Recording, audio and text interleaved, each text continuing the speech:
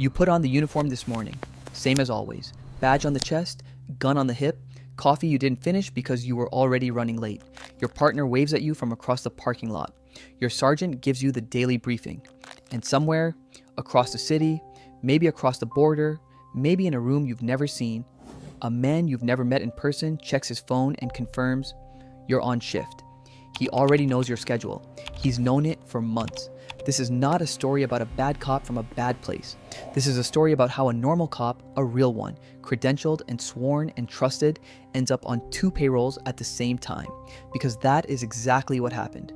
Not once, not in a single isolated scandal, but systematically, repeatedly, and at every level of law enforcement, from small-town sheriffs in South Texas all the way to the man who shook hands with Barack Obama and Hillary Clinton and was personally handed an award by the CIA for his service in the war on drugs.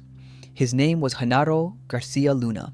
For 6 years, from 2006 to 2012, he was Mexico's Secretary of Public Security, the country's top cop, the face of the militarized crackdown on the cartels, the man the United States government trusted with some of its most sensitive intelligence. In February 2023, a federal jury in Brooklyn convicted him of accepting tens of millions of dollars in bribes from the Sinaloa Cartel, the very organization he was supposed to be destroying. Let that land for a second. The CIA gave him an award. The FBI worked alongside him. The DEA shared classified informant identities with him. And the entire time, he was cashing checks from El Chapo. If that doesn't shake something loose in you, I don't know what will. This is the story of what it actually looks like. From the inside, to wear a badge and a cartel's brand at the same time. What they ask you to do, what you tell yourself to sleep at night, and what happens when it all comes apart. Stay with me, because this one goes deeper than you think. First, you need to understand the philosophy, because it's not complicated. It's actually one of the most brutally simple business models in human history. Plata o Plomo, silver or lead. Pablo Escobar made the phrase famous. The cartels turned it into operational doctrine. Every police officer, judge, politician, OXNO, and customs agent in cartel territory eventually received some version of this message. Sometimes delivered politely, sometimes delivered with a photograph of their children's school attached. Take the money, or take the consequences. There is no third option. But here's what most people get wrong about how this actually works. They imagine a dramatic scene, a cartel enforcer showing up at your door with a briefcase and a threat. That's not how it starts. That's never how it starts. Federal testimony from multiple U.S. government hearings, including a 2010 Senate subcommittee investigation into cartel corruption of American law enforcement, describes the actual recruitment process in careful detail. It begins with social mapping. Cartel scouts, often people who have family on both sides of the border, identify officers who are vulnerable, not corrupt. Vulnerable. There's a difference. They're looking for debt, for a failing marriage, for an alcohol problem, for a cop who makes $45,000 a year and has a daughter starting college in the fall. Then comes the relationship. It's warm, casual, a new friend, someone who shows up at the same bar, a woman, and federal investigators have documented this extensively. Sometimes a strikingly beautiful woman who seems somehow to find this particular officer fascinating. She is what investigators call a honeypot, and she is extraordinarily good at her job. The first ask is almost nothing. Maybe it's just information. What's the schedule this weekend? Are there any checkpoints planned on Route 83? Small, easy to rationalize. You're not smuggling anything, you're just talking. But here's what retired 24-year Border Patrol veteran J.J. Carell said in testimony, and I want you to hear these exact words. When you do it once, the cartel owns you. You're gonna shut up because they've got you on camera and they're going to turn you in. One conversation, one text message, one question answered. And from that moment, the leverage shifts. This is not a theory. This is the documented mechanism behind more than 144 Border Patrol agent arrests between 2005 and 2012 alone. And that's only the ones who got caught. The ones who didn't, nobody knows. The Government Accountability Office reported that roughly 2,000 law enforcement officials were under active DHS investigation for organized crime connections at any given time during that period. 2,000, and that's the United States. In Mexico, where a municipal cop might earn the equivalent of $400 a month, the arithmetic of corruption becomes almost inevitable. Almost. but not quite. And that distinction between almost inevitable and actually corrupt is where the story lives. The first real job is always small enough to say yes to.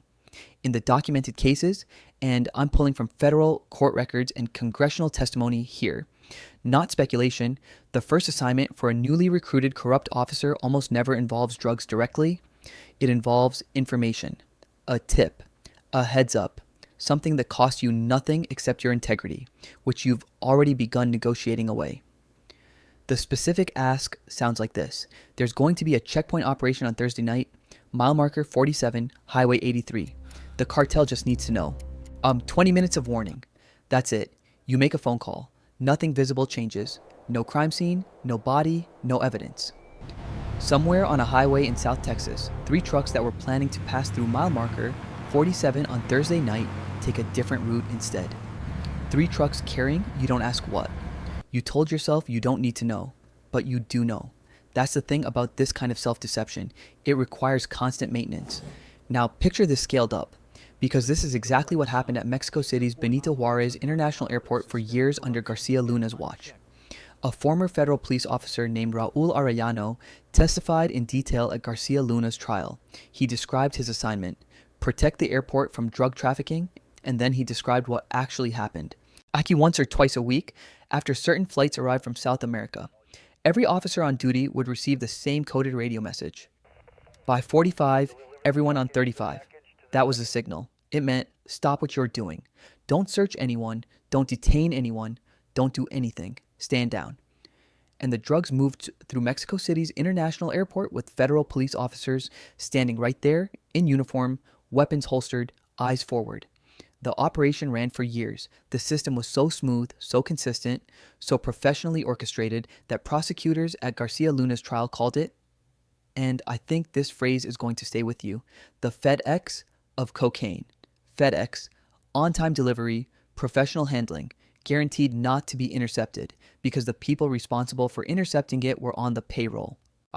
This is the moment in these stories where I always feel the need to stop and say something directly. If you're the kind of person who has ever dismissed this as a Mexico problem, yes, as something that happens over there in a country with weak institutions and couldn't happen here, I want you to sit with the case of the Panama Unit, Hidalgo County, Texas, United States of America. An anti-drug task force created specifically to combat drug trafficking was found, according to federal court records, to have stolen drugs from warehouses along the border and then escorted freight trucks carrying drug shipments northward into the country. FBI informants physically followed the unit's leader while his team protected a truck carrying 7 kilos of cocaine. The payment for that escort, $6,000. $6,000. And for an American law enforcement officer to become the thing he was sworn to stop. If this is the kind of story that hits you in a way most content doesn't, hit subscribe. Seriously, we go places on this channel that most people won't, and we do it with the receipts to back it up. Because the Panama Unit is not an exception. It is a case study in how the architecture of corruption functions. Not through dramatic scenes, but through incremental compromises, each one small enough to rationalize, each one building a wall you can never quite climb back over. By the time you're fully embedded, the double life has its own rhythm. You show up to briefings, you write reports, you make arrests, real arrests sometimes, because keeping your arrest numbers up is part of maintaining your cover. And because the cartel actually benefits from you arresting their rivals. You go to department barbecues. Your kids play with your partner's kids. You coach Little League or you don't. But either way, you exist inside a normal life that is now a performance running on top of a different reality entirely. Let me walk you through what the actual job entails, because this is documented from court filings, from cooperating witness testimony, from inspector general reports, and it is more granular and more operational than most people realize. The first function is intelligence sharing. This is the most valuable thing you offer, and it's what the cartel pays for most consistently. You have access to information they cannot buy any other way.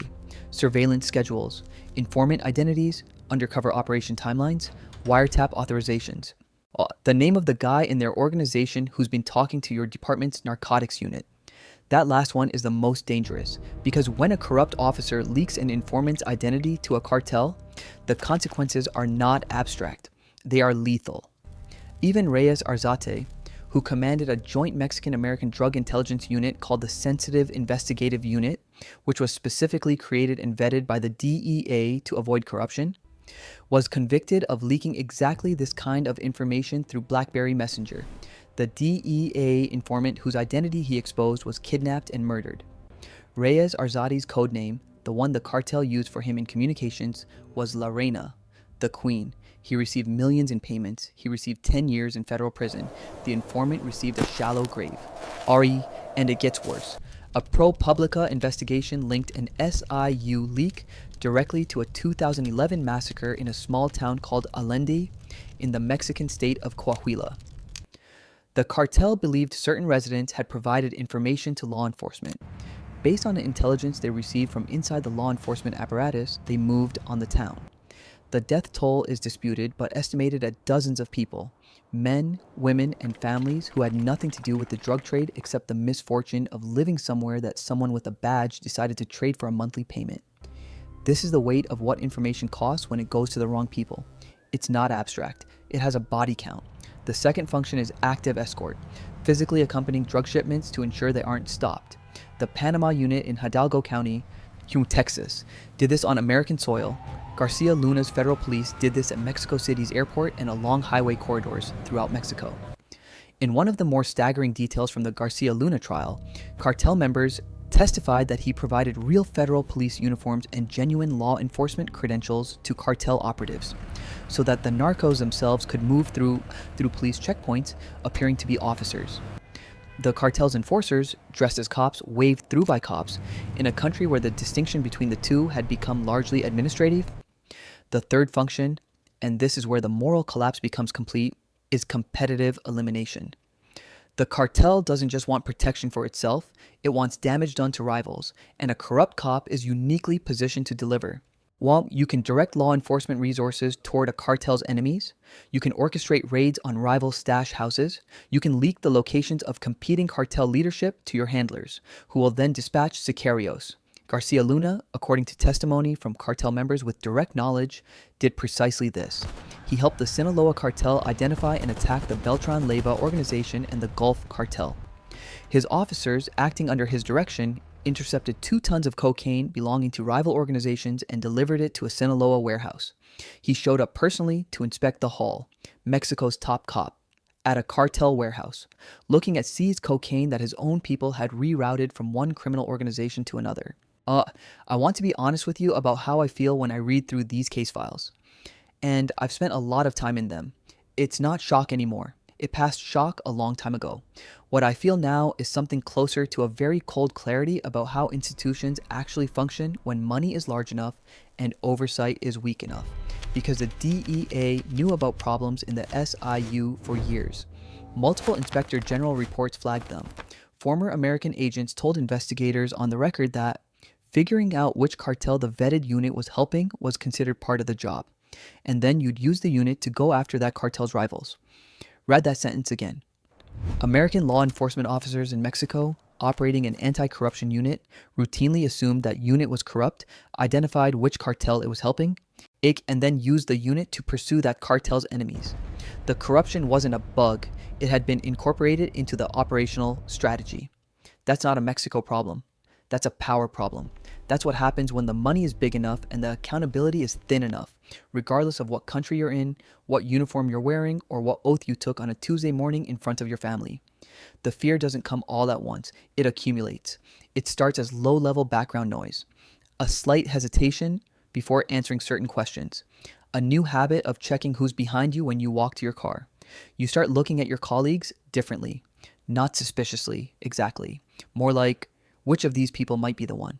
You know what the one means in this context. You don't say it out loud. The first real scare comes from a direction you don't expect. A new detective transfers into your unit. Young, sharp, enthusiastic in that specific way that makes you nervous. Not because enthusiasm is bad, but because this particular kind of enthusiasm involves running detailed financial analyses of seizure discrepancies and asking questions during briefings that nobody asked before. She's not investigating you. She's just doing her job well. But her job, done well, is the most dangerous thing in your world right now. You watch her for 3 weeks, you pass a single piece of information, just scheduling, nothing operational, Nothing that leaves fingerprints. To let the right people know which cases she's working. Nothing happens to her. Nothing is supposed to happen to her. You're not in that business. You tell yourself that. But you made the call. You made it without being asked. You made it proactively, instinctively, as a reflex to protect yourself. And that is the moment, if you're honest with yourself, which you're increasingly not, that you cross from someone who does things for the cartel into someone who is cartel. The distinction used to feel important. It doesn't anymore. The second crisis is documented in case after case of corrupt law enforcement. It's the moment the cartel's demands escalate beyond what you agreed to. You agreed to tips, to intelligence, to looking the other way at a checkpoint. You did not agree to what they're asking now. The specific ask varies by case. In some documented instances, it's providing information that will be used to locate and kill an informant. In others, it's participating directly in the theft or rerouting of seized narcotics. In others, it's vouching for a cartel member in court or planting evidence to protect an operative who's been arrested. The cartel's negotiating position at this point is very simple. You've already done the things you agreed to. Those things are documented on video, in communications records, in the financial transfers that exist somewhere on a server you have no access to. If you don't do this next thing, those records become someone else's evidence. This is the mechanism that retired Border Patrol veteran J.J. Carrell described precisely. When you do it once, the cartel owns you. It's not a metaphor. It's the operating structure of the leverage. And there's no legal version of what you've done that can protect you from it, because the legal system is exactly what the cartel is using as the threat.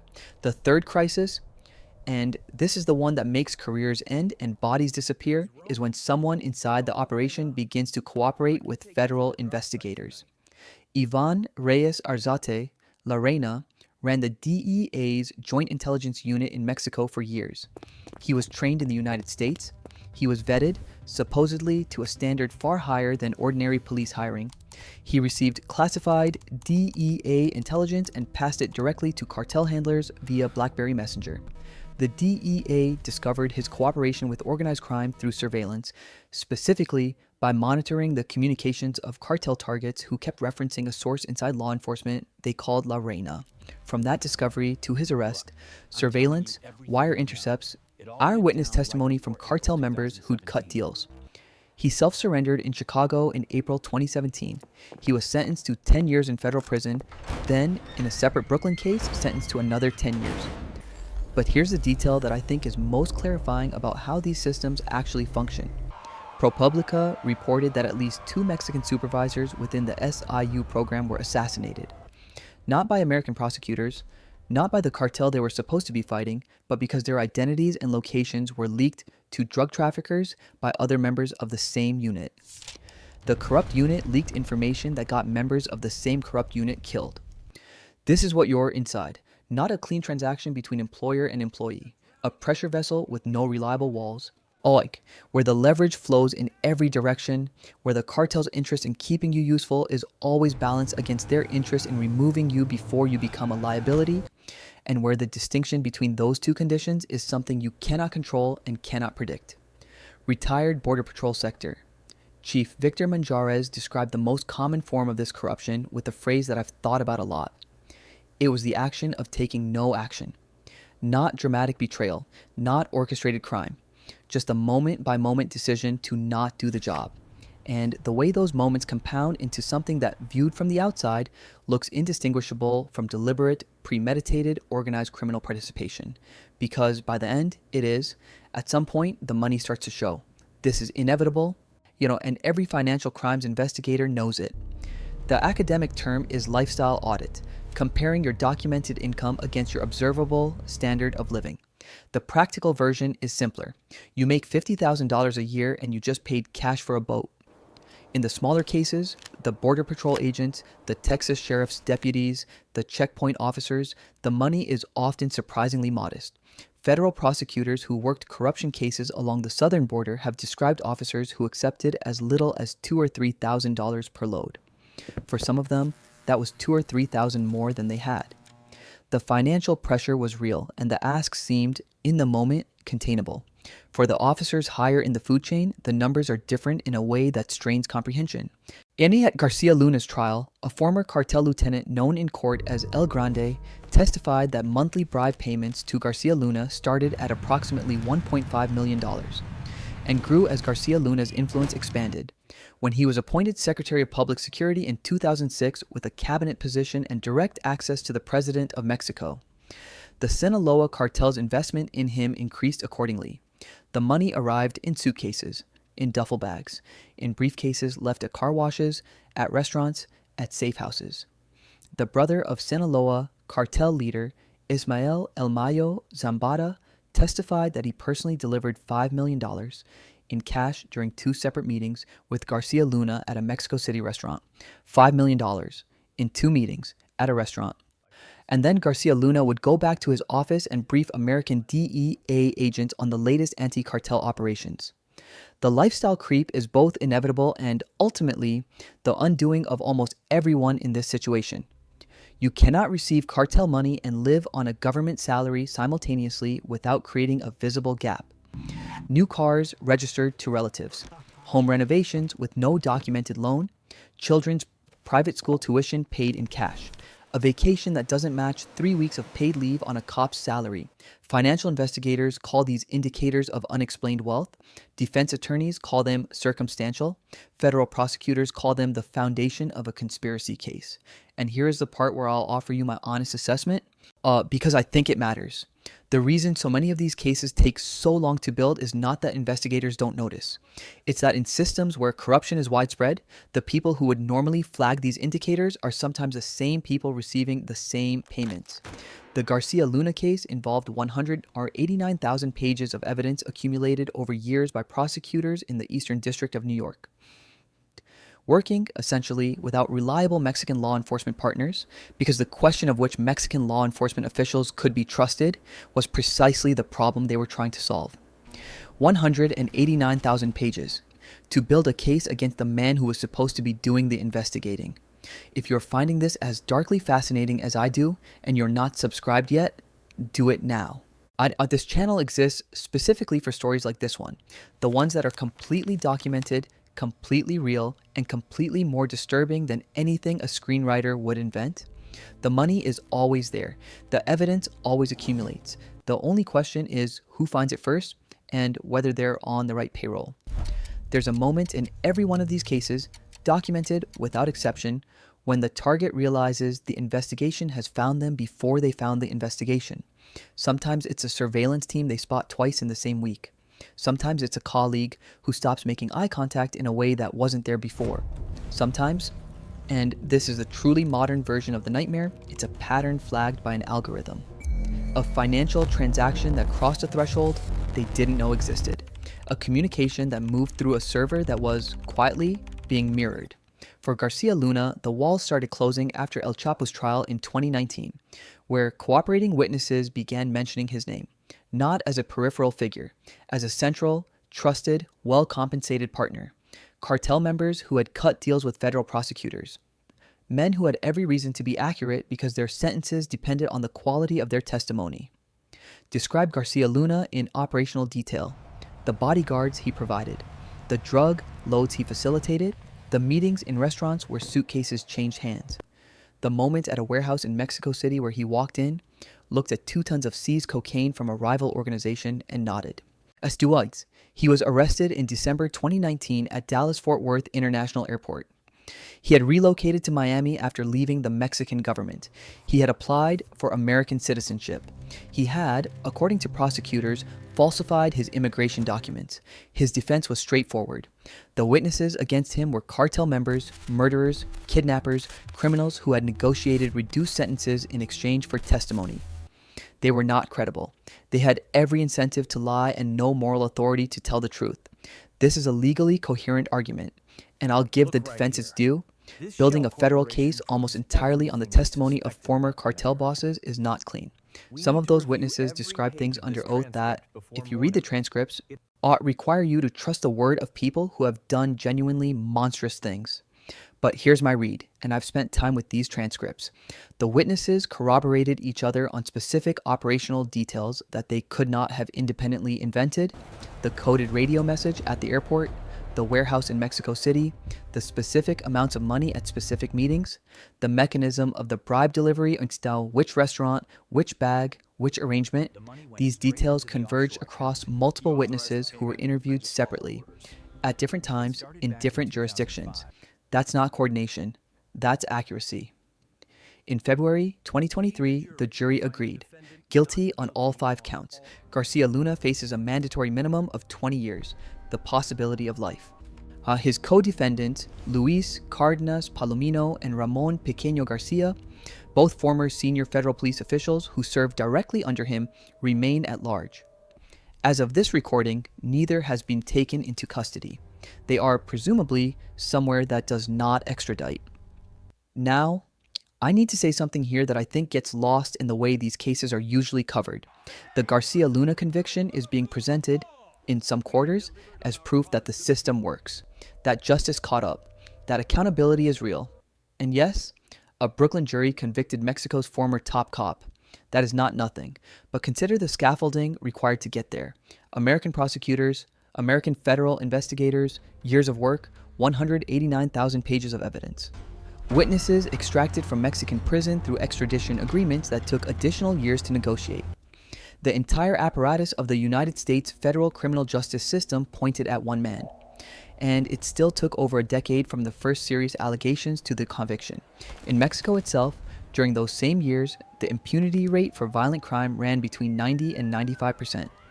90 to 95% of crimes, not drug crimes specifically, but violent crimes generally, resulted in no prosecution. The system Garcia Luna was supposed to run was producing a 5% accountability rate at best. The Sinaloa Cartel during those years, Onahash, was operating with what federal prosecutors called, and I want to get this exactly right, significant interference from neither the Mexican military nor law enforcement, because the people in charge of providing that interference were on the payroll. The Sinaloa Cartel didn't corrupt Mexico's institutions. It built a parallel administrative layer on top of them. Same offices, same uniforms, same titles, just a different chain of command running underneath. And here's what I think is the most important thing to take from all of this, especially for an American audience.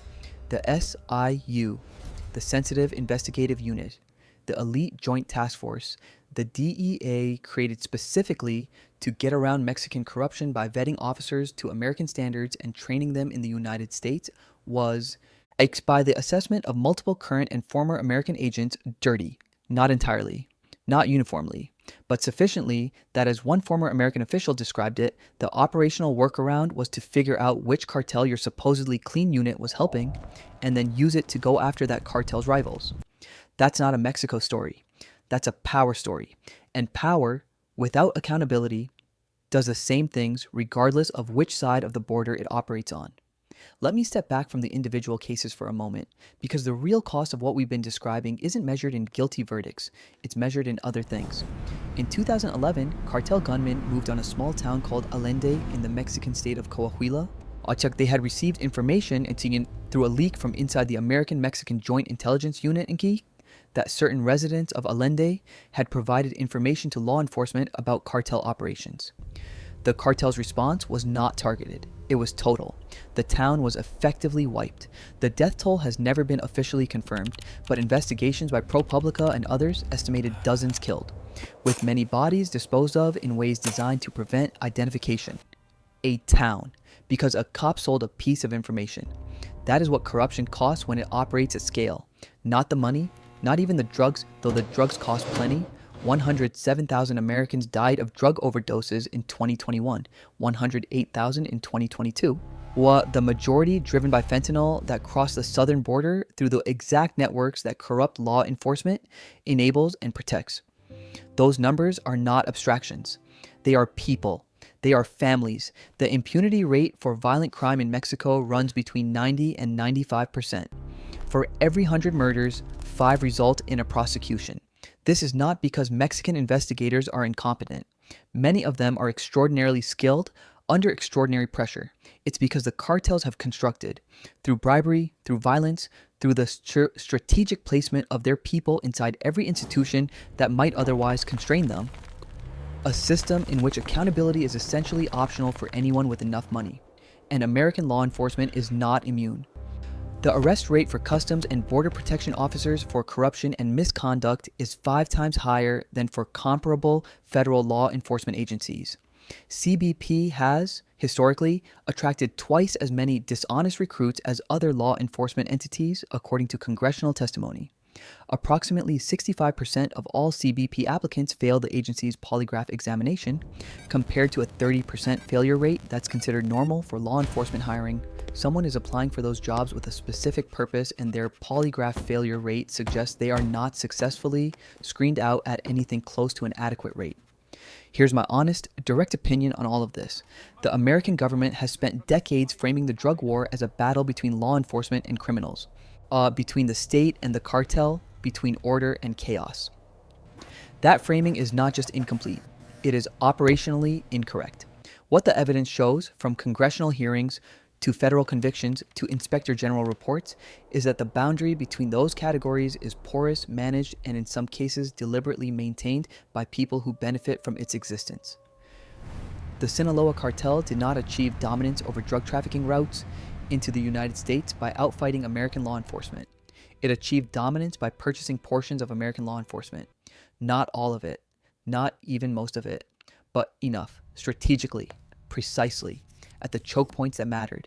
And the people who paid the price for that purchase are not the officials involved. They never are. The people who paid are the 108,000 Americans who died of overdoses in 2022.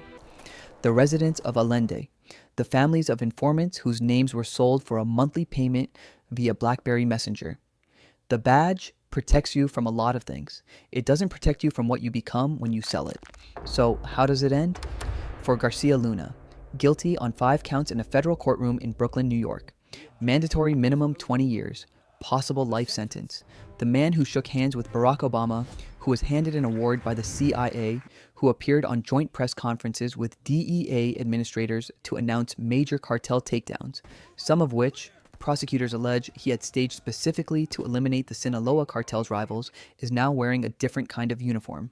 For La Reina, Ivan Reyes Arzate, the DEA's trusted unit commander, 10 years in Chicago, then another 10 years in Brooklyn. The informant whose identity he sold is still dead. For the 2 senior officials who served directly under Garcia Luna, Luis Cardenas Palomino and Ramon Pequeño Garcia, both indicted by American federal prosecutors, they remain, as of this recording, unaccounted for, presumably in a country that does not cooperate with American extradition requests. For the 150 officers in Guanajuato who were discovered working simultaneously for the government and the Jalisco New Generation Cartel, fired, some prosecuted, in a state where, during the first half of 2022 alone, 25 police officers were murdered, some of them presumably by the same cartel that had been paying their colleagues. For the Border Patrol agent who escorted cartel vehicles for $4,000, a car, and $6,000 a van, convicted in federal court after unknowingly offering his services to FBI undercover agents. He reportedly said, when it finally caught up with him, that he had done it because the threat was real and it was on his family. I believe him. I also think believing him doesn't change what he did or what it enabled. The thing about corruption at this scale is that the endings are always incomplete. The big fish sometimes get convicted, the medium fish often escape to countries with cooperative governments. The small fish, the checkpoint officers, the information couriers, the cops who made one phone call one time, many of them are never identified at all. They retire, they move, they coach Little League, or they don't. And the cartel finds the next one, because the cartel doesn't need all of law enforcement. It never did. It only needs enough, at the right place, at the right time, in the right position to make one call or wave one car through or not ask one question that might have mattered. The badge still goes on every morning. The coffee still goes unfinished. The partner still waves from across the parking lot. Somewhere, a man with a phone checks the schedule and confirms, you're on shift. The only question this story ever asks, and it never stops asking it, is which payroll's instructions you follow when those two things finally come into conflict, and whether, by the time you have to answer, it's actually still a choice. If this story made you think, really think, about something you thought you understood, share it. These are documented cases, real people, real consequences, and if you're not subscribed, this is exactly why you should be. We don't do surface level here. See you next time.